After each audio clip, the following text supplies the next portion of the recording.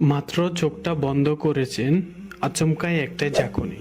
মনে হচ্ছে কোথাও পড়ে যাচ্ছিলেন। এমন অনুভব কি আপনার সাথেও হয়ে থাকে?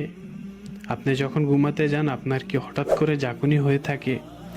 এমন অভিজ্ঞতা কেন হয়ে থাকে আমাদের সাথে?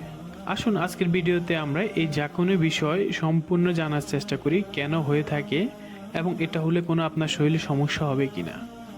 তো আপনারা যদি আমাদের চ্যানেলের নিয়মিত দর্শক হয়ে থাকেন অবশ্যই ভিডিওটি শেয়ার করে দিবেন, আর যারা নতুন আছেন অবশ্যই সাবস্ক্রাইব করে দিবেন এবং পেজে হলে ফলো করে দিবেন। জেগে থাকা অবস্থা থেকে আপনি মাত্র ঘুমাতে যাওয়া অবস্থায় এই হিপোনিক জার্কস ঘটে থাকে।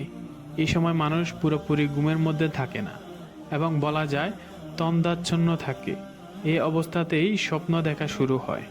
এমন পরিস্থিতিতে জাগরণ ও স্বপ্ন সীমানাকে অনেক সময় মস্তিষ্ক ঠাড় করতে পারে না, ফলে তার ধাক্কা এসে লাগে শরীরে।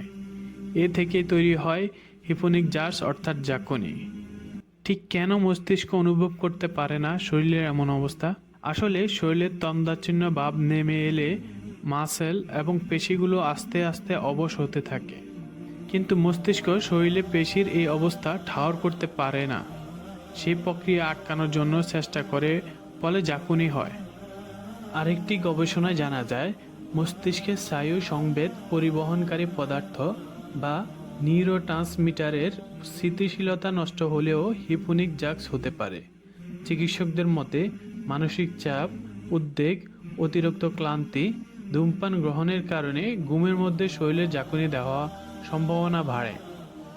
এছাড়াও ঘুমাতে যাওয়ার আগে অতিরিক্ত শরীরচর্চা করলেও এমন অভিজ্ঞতা হতে পারে, কারণ অনেক সময়ে নাক ডাকা থেকেও হিপোনাক্স ঘটে থাকে।